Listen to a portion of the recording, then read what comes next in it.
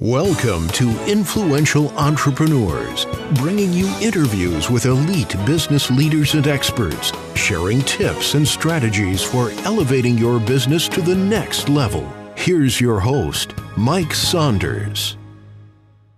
Hello and welcome to this episode of Influential Entrepreneurs. This is Mike Saunders with Marketing Huddle, and today we have with us Felena Hanson, who is the founder of Hera Hub. Welcome to the program, Felena. Thank you so much for having me. Hey, so give us a little bit of a background of your entrepreneurial journey, and then what led you to start Hera Hub, which is a unique co-working space, and then your book that kind of brings it all together. Perfect. Well, a little bit about my background. I'm a marketing girl. I spent my 20s in technology startups, and as that world goes, found myself laid off 3 times by the age of 30. 2 companies sold, and 1 ran out of money. The last company I worked for, I was director of marketing, and they sold to America Online in 2003. And it was like looking back in the mirror saying, gosh darn it, I need to control my own destiny. So I started a marketing strategy consulting firm that I had for 8 years, Perspective Marketing. And that's really what led me to launch Hera Hub. Was I worked at home. I didn't need full-time office space. I was working with contractors as opposed to full-time employees. And but over the course of 8 years, I found working at home to be isolating, sometimes hard to focus, trying to meet clients in coffee shops or things of that nature just was not working for me anymore. And when I looked at what was available in the market as far as flexible workspace goes, it was either the really boring executive suites or these super uber techie, hip, cool co-working spaces. And I didn't fit into either category, so I built my own. That kind of is a unique story we hear a whole lot, right? I needed something, I couldn't find something, so I built that thing. I did it. Exactly. So how do you go about just building, something like that? Where do you start?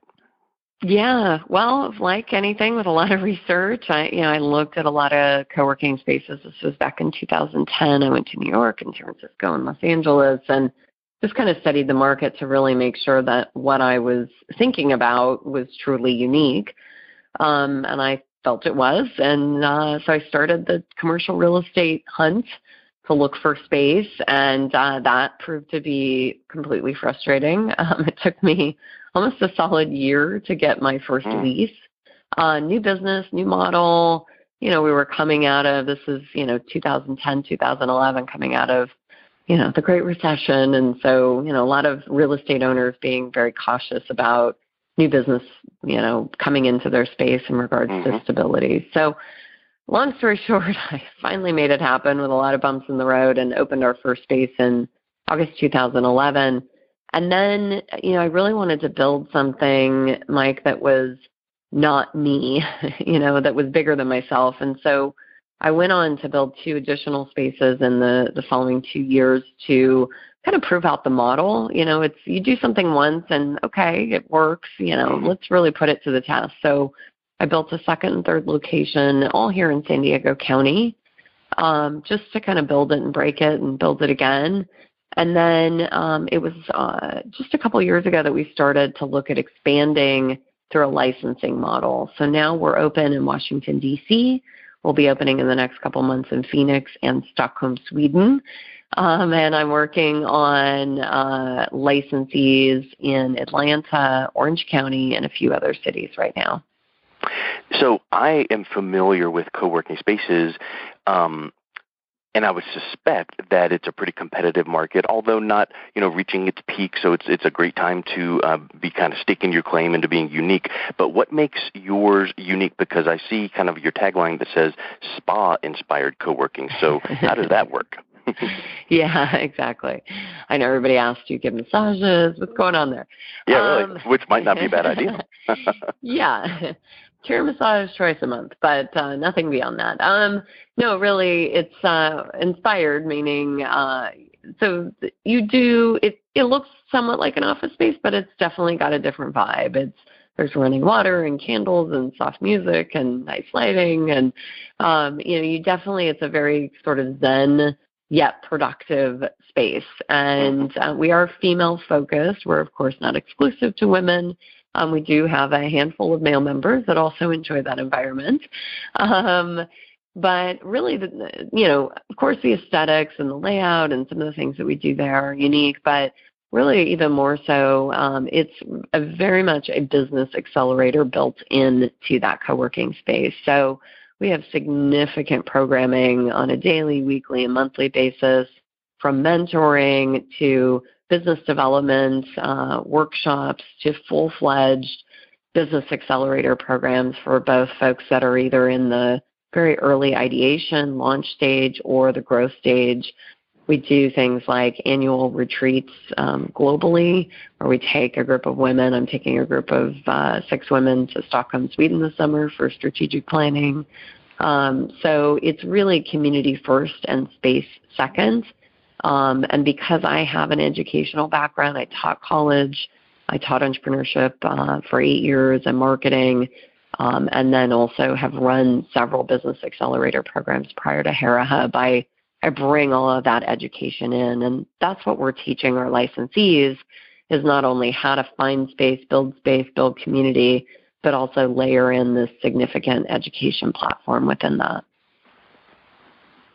Yeah, because anybody can get a lease and put a sign and hang the shingle and say, come work here and here's a nice environment. But it's the ethos and the culture that you're talking about. So I love that. And when you're describing this kind of journey, it made me think you went from the solopreneur in your home office to then having a team and needing to make sure that your culture and values are, kind of templated and cookie cuttered throughout every one of your locations, right? So I'm sure that you have a leadership focus, and I know that you've got a passion for servant leadership. So how did that kind of amplify and grow, and how impactful is that to what you do in your expansions? Yeah, great question. So yes, it is an interesting journey to go from solopreneur to essentially a global company. And I'm learning every day. I don't profess, Mike, to have the formula for it, but the interest in servant leadership came when I launched my first business. I took a year-long servant leadership program. And I think, and certainly this could be said for a lot of men as well, but I think women are natural servant leaders. I mean, we are great leaders, but we also have a different approach to leadership than what might be more seen as a traditional approach, say, through the military or, things of that nature, what we think about leadership in certain realms or politics. And so I definitely try to bring that as much as possible into Hera Hub, that experience. I look at our organizational chart as a inverse pyramid, where I'm at the bottom and I'm there to support my team, and my team is there to support our members. And then one step beyond that is teaching individuals in other cities how to build this model and build this educational platform in their city to serve their members. And so it definitely has been a unique experience and expansion, and especially through a licensing model as opposed to being a company-owned expansion, because I don't have nearly the control that I would have if I was owning these locations, but it gives a woman or an individual or a couple an opportunity to take this platform and build it in their city. And it's not going to be cookie cutter. It never is. We're never going to be a cookie cutter model, but there are some core principles, and community being the most important piece of that we do ensure that that's infused into each of the spaces. So I like to say, and this is used widely in the co-working space world, the only mistake in building community is trying to do it by yourself. And that's very true of Hera Hub. It's really building, we say, the platform, getting, a la Jim Collins, the right people in the bus, and, letting them bring their best skill sets to the community and share and grow together. The thing that I am hearing you say, and the way you're laying this out, I'm sure this is exactly what you would agree with, but it might not have been the plan, right? Which is this. Co-working space, is a co-working space, but you're kind of creating a culture and a movement, kind of like a cause. And It's not just a co-working space. So, if you look at it just as a place to go, be quiet and get some work done, well, you can do that for a lot cheaper or a lot closer or a lot whatever different than what this is. But this is kind of like the whole movement. So are you finding that feeling being the case, and then that's attracting the right people because you do want to have the right culture of people even in your co-working spaces? Exactly. And we say that to people when they walk in the door. If they come in and say, I just need to rent a room, we'll say, we may not be the best fit for you. Yeah. Here's a few other options. Because if people are there and they don't want to participate, then you're right. We're definitely not going to be the right fit for them. And I pull all this together, and kind of going back to your question about servant leadership and values, I think my job as a founder is to set the vision, but beyond that, really creating the culture has to do with not only my team, our licensees, and the community. So my vision is to support over 20,000 women in the launch and growth of their business by 2020. And so far, with our locations in San Diego and DC, we've supported about 3,000 women. So we have, an awesome path in front of us over the next few years as we continue to grow. And part of that is through the book, too, and some of the touring I'm doing around the Flight Club book and really supporting women in the very early stages. We get so many people showing up on our doorstep that are like, I have an idea.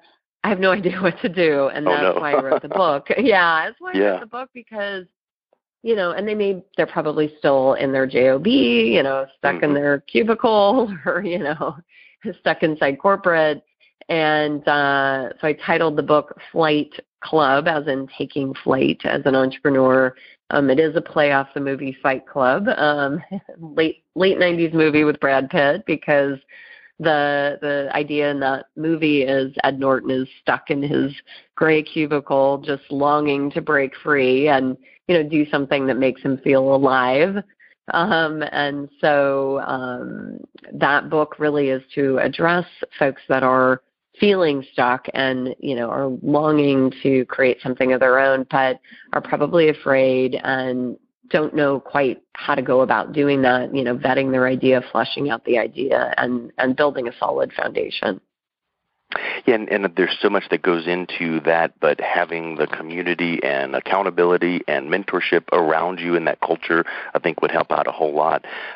So that's the premise of the book. That's awesome. How detailed does the book get into? Because as you can imagine, you can probably write an anthology on that kind of concept. So you want to give, tease them and give a little detail, but you can't make it too much, or else it'll feel overwhelming, right?